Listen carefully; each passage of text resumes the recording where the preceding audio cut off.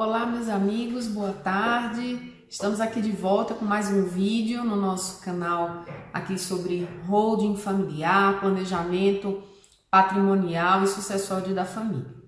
E hoje nós vamos tratar de um tema que eu vi recentemente algumas discussões aí em redes sociais, em grupos de que eu participo, que é tratando sobre o divórcio após a constituição de um sistema de holding familiar. Então, como é que funciona essa questão? É algo sem solução? É algo com solução?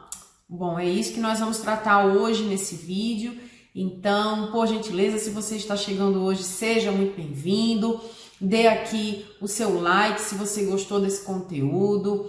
Faça comentário nesse vídeo, tire suas dúvidas, se inscreva no canal para continuar recebendo os nossos conteúdos, ok? Eu sou Gleice Alves, sou advogada, já com alguns anos de experiência na área de direito de família, também na área de direito empresarial e há 5 anos trabalhando com holding familiar, planejamento familiar e planejamento sucessório. E nesse vídeo nós vamos tratar desse tema que tem sido muito questionado, principalmente por conta do aumento da procura pelo sistema de holding, e aí sempre fica essa dúvida, tá? E se esse casal, após a constituição de uma holding, após a organização do seu patrimônio, e principalmente após o planejamento sucessório através de holding, esse casal resolve se divorciar? O casamento já não vinha bem, de repente as coisas já não estavam funcionando muito bem, e aí, por qualquer motivo que seja, esse casal resolve pôr um fim a esse casamento. E então, como proceder? Bom, meus amigos, temos algumas considerações aqui a fazer, né? E assim, já vi eu consumo muito conteúdo sobre o tema, né? Já disse isso, porque eu trabalho com isso, faz parte da minha vivência. E já vi aí alguns colegas, especialmente colegas advogados, colocando seus posicionamentos aí nas redes sociais e trazendo essa questão como sendo algo muito simples. Ah, não, isso é simples, isso aí a gente resolve, né, de uma sentada, tal, não, faz assim, faz assado, é algo muito simples.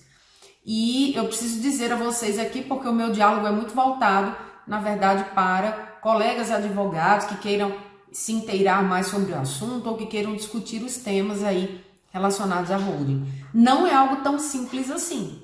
Então, parece uma resposta pronta, né? Ah, é fácil. Não, a gente faz isso, faz aquilo outro, 9 fora 4 e tá tudo resolvido. Não, gente, não é assim que funciona. Temos um desafio pela frente.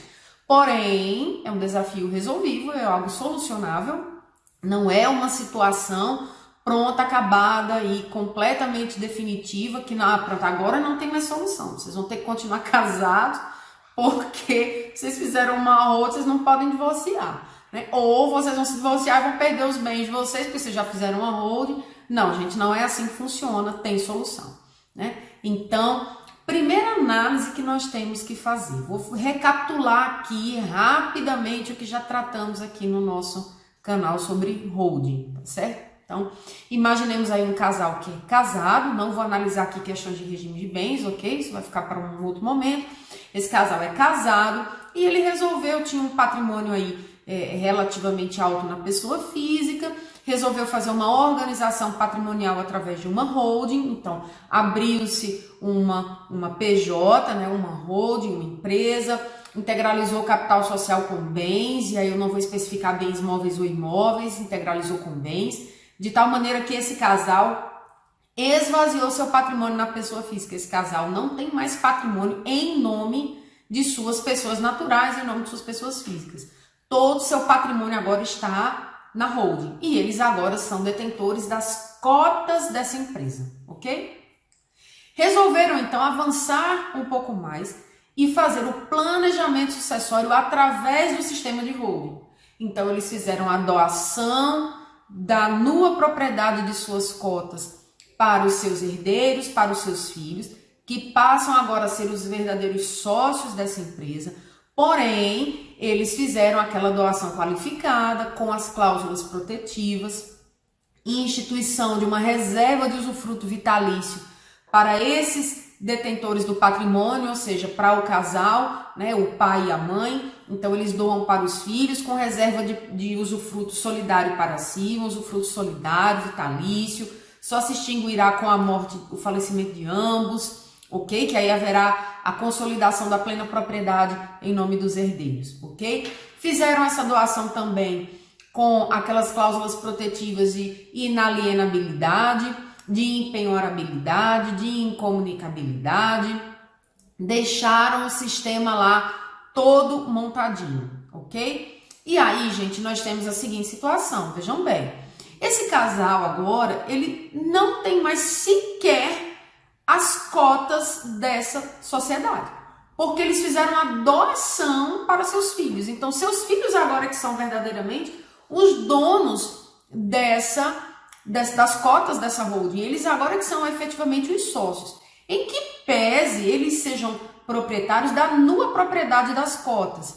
E aí vem um detalhe que pode fazer toda a diferença mais à frente em caso de uma situação dessa de um divórcio, que é a seguinte: na hora que a gente faz a doação com reserva de usufruto, a gente tem que fazer com essa cláusula que institui a reserva de usufruto, ela tem que instituir também a manutenção do poder político societário em nome desses titulares do patrimônio. Então, o patriarca e a matriarca, eles fazem a doação com reserva de usufruto e de poder político, ou seja, eles conservam para si o direito de voto, inclusive pode constar expressamente que eles obrigatoriamente, enquanto titulares do usufruto, obrigatoriamente participarão com voz ativa em todos os acordos de sócios que forem feitos entre esses sócios, né, que agora são seus filhos, né, porque efetivamente eles estão ali, eles fizeram a transmissão das cotas, mas continuam, como a gente disse, com o controle remoto na mão. Então eles continuam com o poder político e com o poder econômico. O poder político pela retenção do direito de voto e o poder econômico sobre a sociedade, porque eles são usufrutuários de todos os resultados operacionais através do usufruto de cotas, ok? Então, recapitulando toda essa sistemática, a gente vai agora adentrar especificamente no ponto do vídeo. E se esse casal decide se divorciar? Temos uma resposta pronta? Ah, faz assim, faz assado? Não, gente, não temos uma resposta pronta. E por quê? Porque tudo vai depender de como está se processando esse divórcio. E quando eu digo como está se processando, eu não falo do processo judicial de divórcio, não. Eu falo da situação das relações interfamiliares. Às vezes parece que as pessoas se esquecem que uma holding familiar, ela na verdade, ela é instituída para a gestão do patrimônio da família. Nós não estamos tratando aqui de relações societárias de mercado. Nós não estamos tratando aqui de duas pessoas que se conheceram, dois amigos, dois colegas, ou talvez até dois irmãos, que resolveram ali, cada um com seu capital próprio, formar uma sociedade operacional. Um restaurante, uma padaria, um posto de gasolina, enfim, uma clínica médica. Não é disso que nós estamos tratando. Nós estamos tratando de uma situação que envolve o patrimônio de um núcleo familiar. E nesse caso, as relações familiares, elas têm um peso muito significativo. Então, a solução para essa pergunta, primeiro esse casal pode se divorciar? Sim. Como se dará a solução dessa questão em termos de patrimônio? Qual é a solução patrimonial que nós vamos dar para esse casal? Depende. E depende de quê? Como eu disse, de como esse divórcio está se desenvolvendo. É um divórcio totalmente consensual? Gente, eu atuo na área de família há 13 anos. Tenho 13 anos de atuação em área de família. E já fiz divórcio dos mais consensuais possíveis, né? Em que aqueles ex-cônjuges realmente acordavam com tudo e tinham, inclusive, um excelente relacionamento. Há situações extremas de os cônjuges não poderem conseguir ficar próximos no mesmo ambiente. E entre esses dois extremos, inúmeras nuances aí de divórcio de diversas situações. Então, assim, a melhor solução é aquela que atenda a esta situação. Casais que estão numa situação de divórcio consensual, que conseguem manter ali um bom relacionamento entre si, mas que a relação acabou, cada um quer seguir o seu caminho. É uma solução. Já adianto qual poderia ser, a depender de como conversar com esse casal, né? Poderia manter o sistema de holding, já que há um diálogo, já que é um divórcio que é consensual, já que esse casal resolveu extinguir consentidamente com esse matrimônio, é possível perfeitamente manter o sistema de holding, manter a transferência de patrimônio para esses filhos desse casal, ok? Manter a sistemática como está, ambos com seus respectivos usufrutos aí vitalícios, recebendo rendimento sobre esse patrimônio, ok? Esse patrimônio permanece ali organizado, todo ali bonitinho, todo instituído dentro da holding. Esse casal pode fazer acordos entre si, não, eu vou ficar morando no apartamento X e você vai ficar morando no apartamento Y. Aí desses imóveis cada um responde pelas despesas, a gente não vai brigar quanto a isso. E essa gestão de bens ela continuar de forma harmoniosa. Isso é possível? Isso é totalmente possível, ok? É uma excelente possibilidade, inclusive. Só lembrando que neste caso de manutenção da sistemática que foi adotada, esse casal lá na esfera judicial não terá bens a partilhar, ok? Porque hoje, dentro do exemplo que eu coloquei, eles não são detentores de absolutamente nada. Eles não são sequer sócios dessa holding, mas se eles já transferiram as cotas para os filhos, ok? Eles são detentores aí de um direito de usufruto sobre cotas, ok? E esse usufruto é um direito personalismo, ele não é partilhável, tá certo?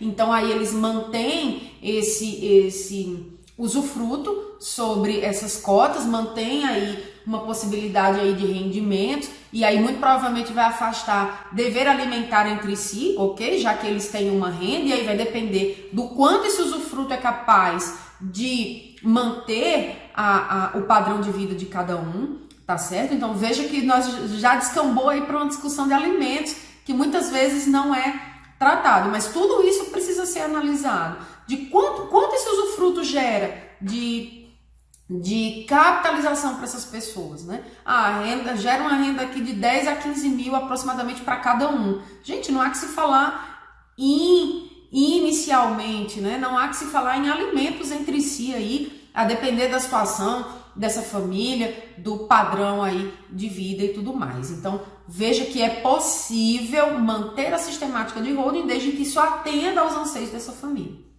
Mas não, temos uma situação de animosidade total, né? Total animosidade, é muito difícil, é muito complicado o diálogo, né? Às vezes tem situações, inclusive, de violência doméstica. Então, gente, tudo isso precisa ser trazido a uma mesa com o advogado, né? Para se discutir qual o melhor caminho a partir daí, porque existe uma outra questão que os advogados muitas vezes não atentam em relação a essa questão de holding, tá certo? Que veja bem, se o casal, olha como isso é complexo. O casal está se divorciando, fez a doação das cotas para os filhos são detentores da nua propriedade, eles usufrutuários e muitas vezes administradores dessa holding, tá certo? Administradores. E aí, ou às vezes o conjugarão é administrador, permanece como administrador dessa holding. E aí, gente, a gente tem o seguinte cenário. Olha como isso é complicado. O casal não se fala. O casal não se fala, o casal não tem uma linha de diálogo. Houve uma situação, às vezes, de violência doméstica. Talvez até com medida protetiva. Gente, isso é a prática, certo? Isso aqui é o mundo girando, aqui a terra girando ao redor do sol. Isso aqui é o dia a dia do direito de família, gente. Isso pode acontecer, tá certo? E aí, como que essa empresa patrimonial da família vai ser gerida por um casal que está em pé de guerra?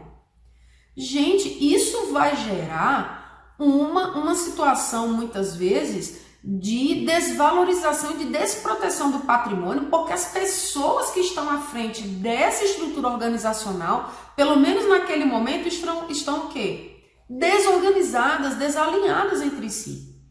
E aí a gente pode ter uma situação de que a própria administração desses bens que estão ali dentro daquele compartimento da holding fica prejudicada por conta de uma questão de uma relação familiar que está se encerrando, que está ali se dissolvendo pelo divórcio.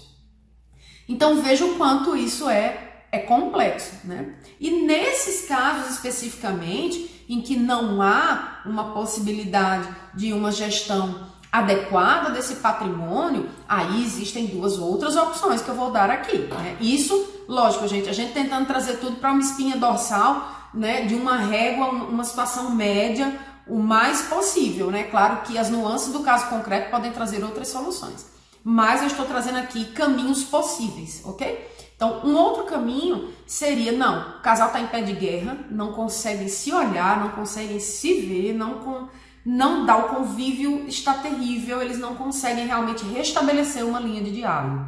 Para evitar uma desproteção desse patrimônio por conta das brigas e dos desentendimentos desse casal que está à frente dessa administração, duas opções são: se for manter o sistema de holding, nomear um administrador. E aí a ideia poderia ser aí um administrador profissional, para não trazer os filhos para dentro do conflito dos pais, ok? E aí de repente poderia trazer um administrador profissional, que aí ficasse aí sendo fiscalizado por um dos filhos ou por um dos cônjuges, para fazer pelo menos até a poeira sentar e decidir-se com mais calma qual será o destino de toda essa sistemática relacionada à holding e o patrimônio, ok? Então, isso é possível? Sim, isso é possível.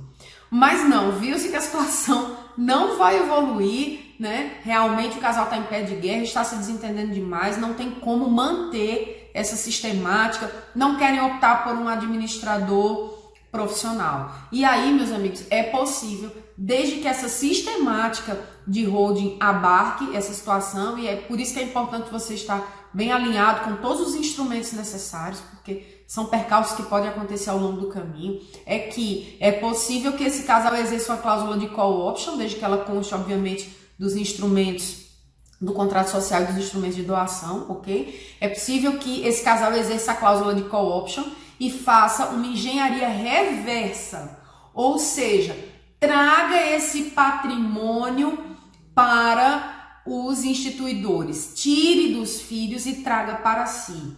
Doação, gente, é irreversível. As cláusulas, as hipóteses de reversão de doação estão previstas lá no Código Civil, né? E nesse caso, ela não pode ser por mera liberalidade do doador, como seria o caso aqui, né, de um divórcio, não, porque eu estou me divorciando, então eu vou fazer a reversão pura e simples da doação. Isso não é possível, tá certo? E aí, seria necessário o exercício de uma cláusula de call option. E aí, esses instituidores desse patrimônio, né, uma vez que eles já doaram as cotas, eles exercem a cláusula de call option para trazer essas cotas para si, tá certo? E aí, uma vez trazendo essas cotas de volta para si, os filhos deixam de ser sócios, eles voltam a ser sócios, ok? E aí, uma vez que eles voltam a ser sócios, o usufruto se extingue, obviamente, não faz sentido você manter o usufruto de algo que já é seu, tá certo? Então, o usufruto se extingue e eles voltam a figurar no contrato social agora como sócios dessa sociedade. E aí, gente, a gente tem alguns caminhos. A gente tem a possibilidade de reverter tudo, então, trazer através de call option para o pai e a mãe, esse casal passa a ser sócio e aí ele faz a liquidação dessa empresa, desintegraliza o capital social todo para si, traz o patrimônio de volta para a pessoa física e vai partilhar este patrimônio lá no divórcio, tá certo? Essa é aí a engenharia reversa aí, trazendo tudo que foi feito agora sendo desfeito, né, para que seja efetivada essa partilha, e aí a partilha dos bens da pessoa física do casal vai ser feito lá no divórcio, e aí vai ser analisada a questão do regime de bens, toda essa questão que aí já passa a ser de direito de família, ok? Uma outra opção, meus amigos, é o seguinte: fazer o exercício da cláusula de call option e trazer o patrimônio para o nome, trazer as cotas e não o patrimônio, vou até reforçar, trazer as cotas novamente para esse casal. E aí, uma vez que eles sejam detentores, a depender do regime de bens, a depender da sistemática que vai ser adotada, né, eles fazerem aí uma cisão desta empresa, tá certo? Fazer a cisão dessa holding. E aí eles vão dizer, não, eu vou ficar, por exemplo, vamos imaginar aqui uma situação em que eles são sócios na holding e 50% do capital social para cada um, e eles são casados em regime de comunhão parcial de bens, ok? E não tem bens particulares, não tem essa situação, todo o patrimônio foi constituído onerosamente na constância do casamento. Imaginemos essa hipótese, tá certo? É possível que lá no direito de família, né, fazendo a partilha dos bens, a gente vai ter aí uma partilha de cotas, ok? E aí é possível que o casal entre em consenso para dizer assim, não, nós vamos partilhar as cotas em 50% e 50%, que já corresponde ao que está no contrato social lá da holding. Estão me acompanhando?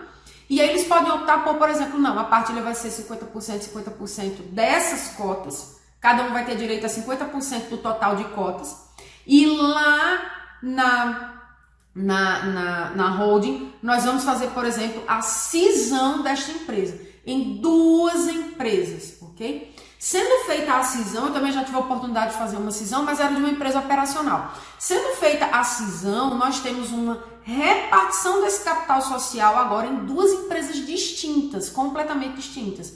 E aí nós temos que o cônjuge vai ficar com 50% do capital social da antiga empresa agora numa nova empresa que será de titularidade exclusiva dele, e a cônjuge vai ficar, né, em espelho com 50% das cotas da antiga holding em nome próprio numa empresa que pode ser uma sociedade unipessoal para cada um limitada unipessoal para cada um, ok? E aí, meus amigos, nesse ato de cisão, a gente pode aqui elencar quais são os bens que virão compor essas cotas de capital social aqui na empresa do esposo, né? Citando assim para ficar mais claro, como a gente também pode fazer aqui a nomeação dos bens que comporão os ativos dessa empresa agora da ex-esposa, tá certo? E cada um vai ficar com suas respectivas holdings, digamos assim, né? Com suas respectivas empresas, com a divisão aí do respectivo patrimônio entre eles, né? E aí, futuramente, se eles desejarem, cada um pode fazer dentro de suas holdings seus respectivos planejamentos sucessórios para os filhos, né? Doando novamente. Aí o problema é que vai incidir de novo ITCMD, tá certo? Vai incidir de novo ITCMD porque está doando novamente, tá certo, gente? Então, assim, a sistemática de holding, ela é possível de ser revertida nos casos de divórcio, né?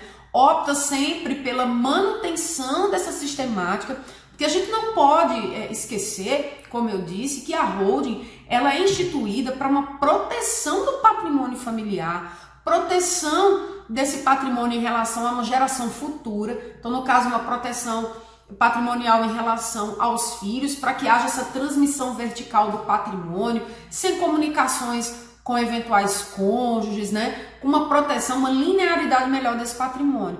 E na hora que você adere a essa sistemática, né? Claro, é sempre recomendável que ela seja mantida, porque já imaginaram só essa engenharia reversa de você trazer tudo de volta para fazer essa partilha? Claro, existem situações que aí não vai ter jeito, aí realmente não tem como salvar esse diálogo, e aí é necessário que seja feita realmente, até para proteger o patrimônio, que essas pessoas não fiquem interligadas dentro de uma mesma empresa.